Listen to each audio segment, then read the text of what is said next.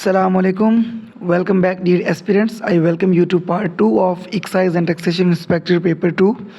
And इस video में हम 11 to 20 क्वेश्चंस को डिस्कस करेंगे.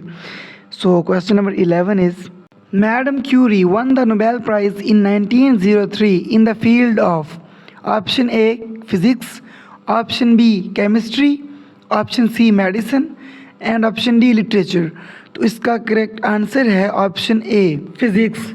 फिज़िक्स में इनको नोबेल प्राइज़ दिया गया था 1903 में, और इसके अलावा इन्होंने 1911 में केमिस्ट्री में भी नोबेल प्राइज़ विन किया था.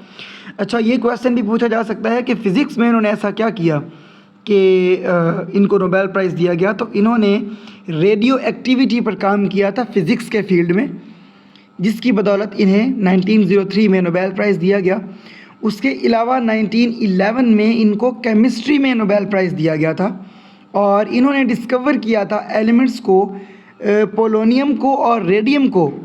तो केमिस्ट्री के फील्ड में इनको इसलिए 1911 में नोबेल प्राइज़ दिया गया था. इसके अलावा इनके बारे में इंटरेस्टिंग बात यह है कि ये पहली ख़ातून थी जिनको नोबेल प्राइज़ दिया गया था, और ये पहली वो पर्सन है, she is the first person in main and women जिनको 2 नोबेल प्राइज़ मिले.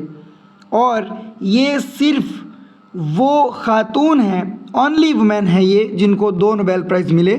ठीक है, first female person to win Nobel prize भी यही हैं, और उसके अलावा ये ओनली पर्सन हैं जिनको 2 साइंसेस में यानी फ़िज़िक्स और केमिस्ट्री में अलग अलग फील्ड्स में नोबेल प्राइज़ दिया गया था. ये सारी इम्पोर्टेंट जो इन्फॉर्मेशन है इसको नोट कर लें. इसके बारे में कहीं से कोई भी इस तरह का सवाल पूछा जा सकता है मैरी क्यूरी के बारे में. Question number 12, which city of Pakistan is called the gateway of Pakistan. Option A Karachi, option B Lahore, option C Quetta and option D Islamabad. तो इसका करेक्ट आंसर ऑप्शन ए है Karachi. Karachi is called the gateway of Pakistan. Question number 13.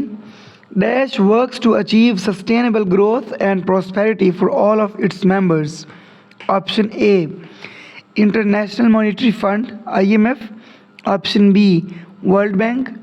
Option C, United Nations Organization. And option D, UNFPA. तो इसका correct answer है option ए, international monetary fund sustainable growth और prosperity को sure करता है अपने तमाम मेंबर्स के लिए. और ये जो इंटरनेशनल मॉनेटरी फ़ंड IMF और वर्ल्ड बैंक हैं, ये 1944 में एक कॉन्फ्रेंस हुई थी जिसको ब्रेटन वुड्स कॉन्फ्रेंस के नाम से जाना जाता है. अब ये बात याद रखने वाली है, बहुत इम्पॉर्टेंट पॉइंट है ये. ब्रेटन वुड्स कॉन्फ्रेंस में 2 चीज़ों को कंसीव किया गया था, बुनियाद रखी गई थी 2 इदारों की, जिनमें से एक IMF है और एक वर्ल्ड बैंक है. ब्रेटन वुड्स कॉन्फ्रेंस 1944 में हुई, लेकिन IMF को इस्टेब्लिश किया गया 1945 में, और वर्ल्ड बैंक को इस्टेब्लिश किया गया 1946 में. ऑप्शन सी में हमारे पास UNO है, यूनाइटेड नेशंस ऑर्गेनाइजेशन को 1945 में इस्टेब्लिश किया गया था. अब मैं आपको इनके जो पर्पसेस ऑफ इस्टेब्लिशमेंट हैं वो बता देता हूँ, ताकि इनमें से किसी के बारे में भी अगर क्वेश्चन आता है तो आप उसको इजीली टैकल कर सकें. जो ऑप्शन ए है IMF, उसको आपने बस ये याद रखना है कि it is meant for global financial stability, कि पूरी दुनिया की या जो इसकी मेंबर कंट्रीज़ हैं उनकी ये फाइनेंशियल स्टेबिलिटी का काम करता है.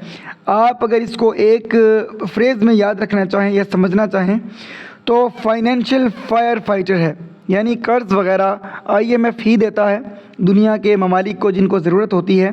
तो ये एक्चुअली एक फाइनेंशियल फायर फाइटर का काम करता है, और ये फाइनेंशियल स्टेबिलिटी के लिए काम करता है अपने मेंबर कंट्रीज़ की, मेंबर नेशंस की.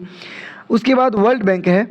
तो world bank actually long term economic development और पॉवर्टी रिडक्शन पे काम करता है. आप इसको अगर एक फ्रेज़ में याद रखना चाहें तो इसको हम सिंपली डेवलपमेंट बैंक के नाम से याद रख सकते हैं. ठीक है, इसके अलावा यूनाइटेड नेशंस ऑर्गेनाइजेशन है, तो वो इंटरनेशनल पीस एंड सिक्योरिटी को जो है ना यकीनी बनाने के लिए एक इदारा है जो कि एक ग्लोबल डिप्लोमेटिक ऑर्गेनाइजेशन के तौर पे याद रखा जा सकता है। लास्ट पे यूनाइटेड नेशंस पॉपुलेशन फंड है, तो ये सेक्सुअल मतलब कि सेक्सुअलिटी के लिए और पॉपुलेशन ग्रोथ वगैरह के लिए कि हर बच्चा ज़रूरी है, उसकी बर्थ अच्छी होनी चाहिए, उसको जब मदर कंसीव कर रही हो तो उसकी अच्छी मतलब खुराक होनी चाहिए, बच्चे को सेहतमंद पैदा होना चाहिए। तो ये जो इदारा है यूनाइटेड नेशंस का, इसका काम बेसिकली इन चीज़ों को देखना है।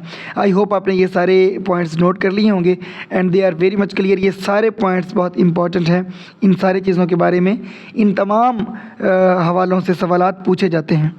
Next question number 14, Sharm el Sheikh is located in option A Egypt, option B Syria, option C Qatar and option D Kuwait.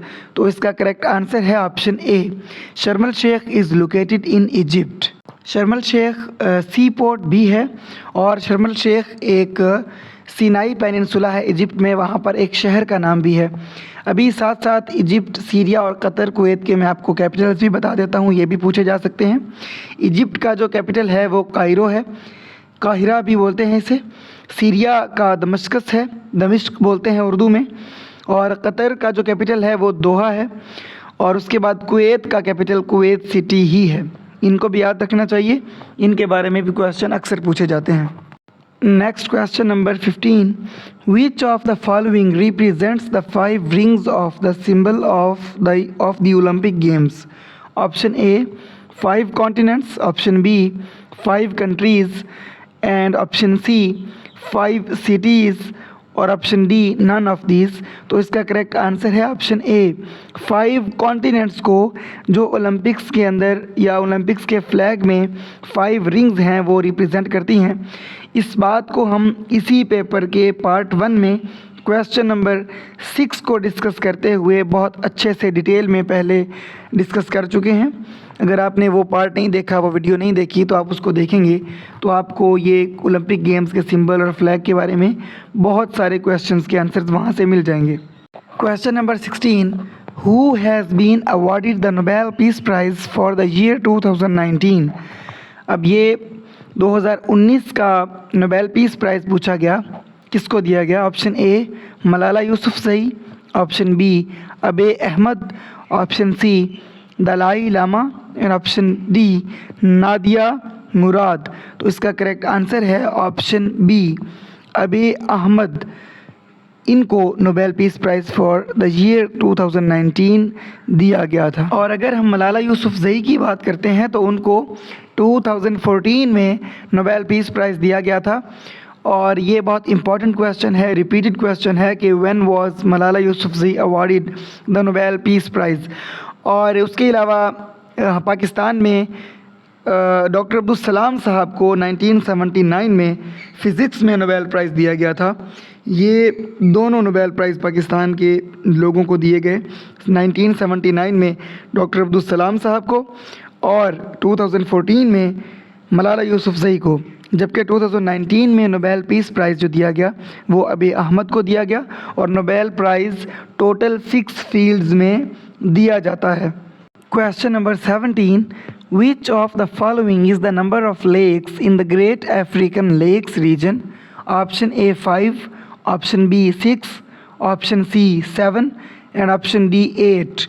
तो इसका करेक्ट आंसर है option C 7। Great African lakes region में total 7 lakes हैं जो बहुत famous हैं। आपको याद रखना है, ग्रेट अफ्रीकन लेक्स 7 हैं। लेक्स के जो लास्ट पे एस है उसी से 7 का S, lakes 7, great African lakes 7 हैं टोटल। Question number 18, Abdul Rahman Chughtai was a prominent name in the field of. Option A music, option B painting, option C science and option D media. तो इसका करेक्ट आंसर है option B painting. Abdul Rahman Chughtai Pakistan के ही is one of the most prominent modern painters. उनका painting में और art में बहुत बड़ा नाम है। और म्यूज़िक में तो आपको पता ही है, बस आजकल तो चाहत फ़तेह अली ख़ान साहब का ही नाम है मॉडर्न म्यूजिशियंस में। बहरहाल इसका करेक्ट आंसर हमारे पास ऑप्शन बी है painting. Question number 19. A leadership odyssey was written by option A Sikandar Hayat, option B Stanley Woolpert, option C Muhammad Wasim and option D Aisha Jalal. तो इसका correct answer है option ए doctor Sikandar हयात साहब who is a famous professor and historian. उन्होंने ये किताब लिखी है, इसका पूरा नाम है a leadership Odyssey, Muslim separatism and the achievement of the separate state of Pakistan. तो ये डॉक्टर सिकंदर हयात साहब की है। स्टैनली वुलपर्ट की बुक जिना ऑफ पाकिस्तान भी बहुत फेमस है। और अगर हम सिर्फ ऑडिसी की बात करते हैं तो ऑडिसी एक एपिक पोइम है जो एंशंट ग्रीक पोइट होमर ने लिखी थी। होमर की 2 पोइम्स हैं, ऑडिसी और इलिड एंड ऑडिसी। ये दोनों पोइम्स बहुत फेमस हैं और अक्सर पेपर में पूछी भी जाती हैं। The next and the last question of this video, question number 20, who invented telephone? Option A Alexander Graham Bell, option B Vint Cerf, option C Charles Babbage and option D Thomas Edison. तो इसका correct answer option A है। Alexander Graham bell साहब ने telephone को invent किया था। Option B की अगर हम बात करें विंडसर्फ, तो he is known as the father of internet. And option C अगर चार्ल्स बेबेज की बात करें तो he is considered and known as the father of computer. And option D Thomas Edison invented electric bulb. तो ये सारे जो names दिए गए हैं इनकी इन्वेंशंस और या इनको जिनका फादर तस्लीम किया जाता है, ये सारे क्वेश्चंस इंपॉर्टेंट हैं, इनको भी ज़रूर नोट कीजिएगा। Alexander Graham Bell known for the invention of telephone and Vint Cerf is known as the father of internet. Charles Babbage, father of computers, and Thomas Edison is known for the invention of electric bulb. इनको ज़रूर note कीजिएगा। That's it for this video.